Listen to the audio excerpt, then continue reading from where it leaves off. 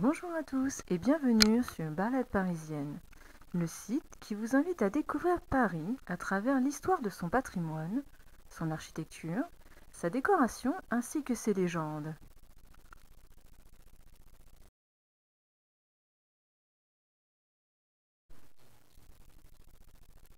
La galerie du Bandelot, ou Grande Galerie Orientale, reliait initialement le palais du Louvre au palais des Tuileries le long de la Seine.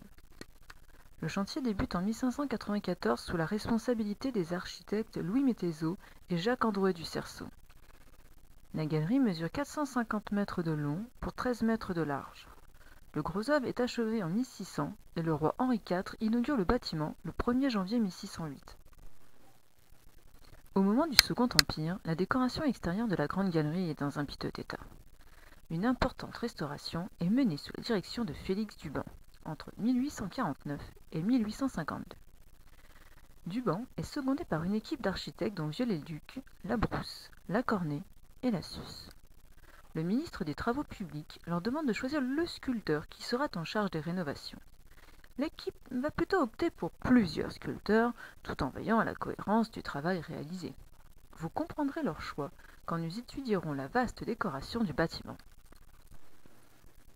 Les frontons étaient l'œuvre des frères Marcy et les frises celle des frères Lheureux. Leur restauration est confiée à 16 ateliers d'artistes dirigés par Kneidt, Charrier, Leschène, Morand et bien d'autres.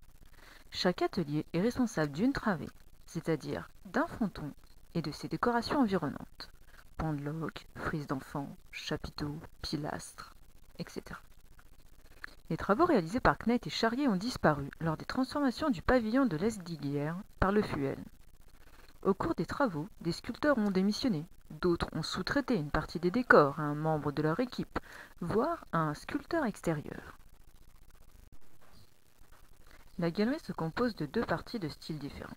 La première, que nous appellerons l'aile Henri IV, part de la petite galerie jusqu'au guichet de Lesdiguières, c'est-à-dire la partie droite sur la photo.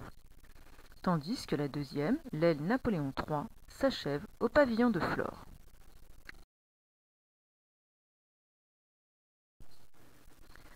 L'aile Henri IV présente une élévation sur 3 niveaux comme on le voit sur la photo. Un rez-de-chaussée à bossage surmonté de frises d'enfants, un entresol percé de petites fenêtres encadrées de pilastres doriques et surmonté d'une large frise, étage attribué au logement des artistes, et un étage formant la galerie. Ces 15 hautes fenêtres sont encadrées par une paire de pilastres corinthiens cannelés et surmontés d'un fronton alternativement rectangulaire et curviligne. Étudions plus en avant la décoration, en commençant par les frises d'enfants. La liste que je vais vous citer commence donc de la petite galerie vers le guichet de Lesdiguières, qu'on part de la droite vers la gauche. Combat de 2 monstres marins par les frères Lheureux. 5 génies marins jouant. Combat de 2 génies marins sur des monstres marins. 5 génies marins jouant. 2 sirènes tenant un filet de pêche. Génie marin guidant 3 dauphins. Combat de 2 génies marins sur des monstres marins. Génie marin guidant 3 dauphins. Combat de 2 monstres marins. Trophée de la navigation avec 2 dauphins. Trophée de la navigation avec 2 dauphins. Là, ce sont les œuvres donc des frères Lheureux qui datent du XVIIe siècle. En ce moment, la Grande Galerie est en rénovation, donc j'ai hélas pas pu tout prendre en photo puisqu'il y a un magnifique échafaudage sur la façade. Mais les œuvres qui suivent sont après des rénovations du XIXe siècle, du moment, de l'époque de Napoléon. Donc on trouve Génie sur un chien avec loup et panthère par Rouillard, 2 génies sur des dragons de Wendling, Tête de Diane avec loup et sanglier par Comperot, 2 satyresses tenant un filet par Morand, Génie jouant avec des armes par Pomato, Génie faisant lutter 2 boucs des frères Leschène, Trophée de chasse avec 2 chiens par Choiselat, Bacchus enfant sur une panthère par Charrier. Parmi les œuvres cachées derrière mon échafaudage se trouvent Combat de 2 chimères par Bergadieu, Bacchus enfant et 2 satyres par Libersac, Halali avec 2 faucons et 4 chiens par Perret, Génie bachique avec bouc et panthère par Jacot. Donc toutes ces œuvres ont été construites entre 1850 et 1852. Dans chaque travée, séparant les baies, sont aménagées des niches à frontons arrondis protégeant des statues. Donc à nouveau, nous partons de la droite vers la gauche, donc de la petite galerie vers le guichet. Donc nous avons Le Laboureur de Jean-Claude Petit, Amazone de Charles-Émile Seur, Le Pêcheur de Charles Guméry, Le Commerce de Gustave Croc, L'Athlète de Thomas, La Chasseresse au repos de Cabet, Le Guerrier attendant le combat d'Eugène André Houdinet, Mars de Jean-Claude Petit, La Pêche fluviale de Jean-Jules Alasseur, Une niche vide, Nymphe de Eugène Farochon, Le Berger de Jean-Bernard Duseigneur, Diane de Louis-Alphonse Eudes, et de nouveau Une niche vide. Les œuvres datent de 1857. Les 2 statues manquantes sont le vendangeur de Cabet et le joueur de flûte d'Armand Blanc. Chaque baie est séparée par des niches à frontons arrondis abritant des statues, comme nous venons de le voir. Sur les frontons, nous pouvons voir, toujours donc de droite à gauche, la musique de Jean-Pierre Urpin, Tête de Bacchus d'Aimé Napoléon Perret et Claude-François Comperoux, la navigation de Pierre-Maximilien de La Fontaine et Rouillard, Tête de Cérès par Morand et Ambroise Choiselat, Torse de Belvédère de Claude Leprêtre et Perret, Diane et Chien de Libersac et Leprêtre, Trophée et 2 figurines par Georges Chacot, Tête de Pallas des frères Lechêne et de La Fontaine, La navigation d'Ambroise Choiselat et Libersac, Tête de Gorgogne de Michel Wendling, Trophée de Claude-François Comperoux et Morand, Diane sur un cerf de Pierre-Louis Rouillard et des frères Lechêne. Les œuvres datent de 1851.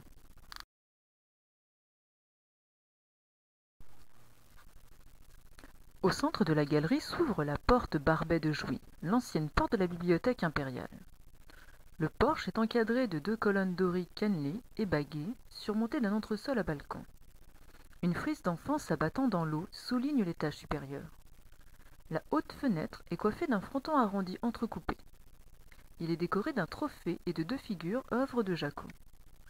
Elle se combine avec un décor emblématique à la gloire de Henri IV, avec des dauphins qui symbolisent la naissance de l'héritier royal, mais aussi sceptre et couronne, ainsi que les lettres H et G qui rappellent l'amour du roi Henri IV pour Gabrielle d'Estrées.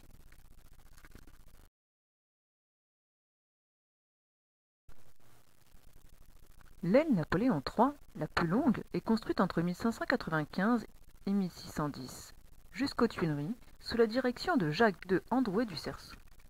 Elle est d'un style différent de sa voisine, comme on peut le voir sur cette image. Le rez-de-chaussée et l'entresol sont unis par un ordre colossal de pilastres composites accouplés. Les pilastres cannelés encadrent les hautes baies de l'étage.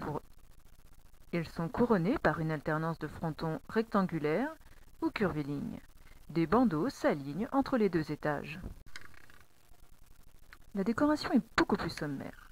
Les frises d'enfants sont remplacées par les emblèmes impériaux, c'est-à-dire le N de Napoléon et les aigles. Quant aux frontons, ils sont ornés d'allégories. Donc toujours de droite à gauche. Cette fois, nous partons donc du guichet vers le pavillon de Flore. Donc nous voyons La toilette de Vénus par Jean-Baptiste Cabet, La musique par Florence Walter, La gloire Pavanier, Fronton de Louis-Alphonse Eudes, Galatée par Pierre-Alexandre Schonewerk, Fronton par Aimé Napoléon Perret, Fronton par Florence Walter, Le triomphe d'Amphitrite par Jean-Baptiste Cabet, L'agriculture par Ambroise Choiselat, L'astronomie par Jean-Joseph Ferrat, La navigation par Madame Léon Berthaud et Fronton par Albert Carrier-Beleuze.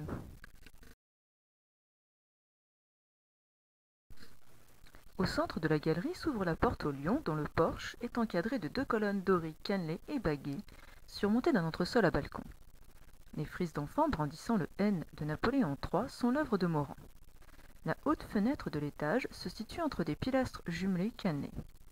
Entre ces pilastres, on aperçoit un décor symbolique composé de la balance de la justice, d'une ruche et de ses abeilles, sceptre et couronne.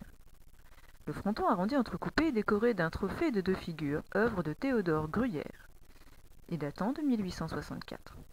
Il reproduit fidèlement le modèle de l'appart de Barbet de Jouy. 2 lions en bronze d'Antoine Barry gardent la porte d'entrée côté Seine. L'un des lions a été exposé dans le jardin des Tuileries en 1847.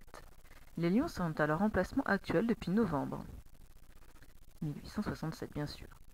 De l'autre côté, vers le jardin des Tuileries, se trouvent 2 lionnes, cette fois du Sahara, en bronze, sculptées par Auguste Quint en 1867.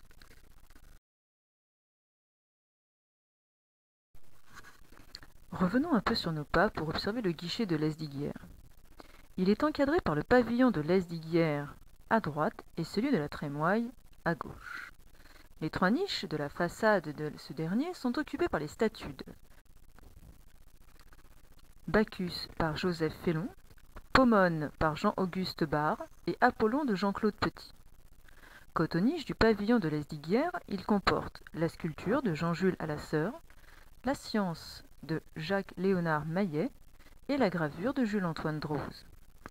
Au rez-de-chaussée du guichet, entre les arches du passage cocher, on voit la marine guerrière de François Jouffroy et la marine marchande du même artiste. Sous le fronton arrondi entrecoupé, Apollon chevauchant en Pégase, réalisé par Antonin Mercier. Il est encadré par le fleuve et la rivière d'Antoine Barry. Le fronton est, quant à lui, l'œuvre de Théodore Gruyère. Passons sous les arcades du guichet pour rejoindre la place du Carrousel. Surmontant le pavillon de Lesdiguières, nous avons les combats d'Edme Jean-Louis Sornet, la navigation de Pierre Travaux, la guerre de Gandolfi et l'Asie de Jean-Jacques, pardonnez-moi, je doute de la prononciation, donc de Jean-Jacques Elsoeschli. À gauche du lanternon, l'architecture d'Augustin Dumont et à droite la sculpture du même artiste. Les lions au centre des 2 pavillons sont les œuvres d'Emmanuel Frémier. Côté pavillon de la Trémoille, cette fois à droite. Donc, à gauche du lanternon, 2 guerriers assis de Jean-Joseph Perrault et au sommet du pavillon, nous avons la vengeance de Chambard, la navigation de Louis Meunier et la chasse d'Aimé Napoléon Perret. Comme vous pouvez le voir sur la photo, le guichet est dominé par 2 lanternons encadrant une verrière. Sur les balcons sont apposés des N dorées surmontées de la couronne impériale. Hommage à l'empereur Napoléon III, investigateur de la construction des guichets. Observez alternativement les 2 pavillons. Vous remarquerez que les N sur les pavillons de Lesdiguières sont à l'envers. Ils ont été posés à la fin du Second Empire et l'erreur est passée inaperçue. Elle ne fut découverte que lors des travaux de restauration en 1985. Par ce biais, un ouvrier manifestait-il sa réprobation au pouvoir en place? Un jeu de mots circule à ce sujet dans les livres. L'ouvrier déclare ainsi sa haine de l'empereur. Je vous remercie d'avoir regardé cette nouvelle vidéo de balade parisienne. J'espère que la visite vous a plu, que vous avez découvert un nouveau monument avec joie. Et j'espère surtout vous retrouver très prochainement dans une nouvelle vidéo. En attendant, je vous dis à bientôt!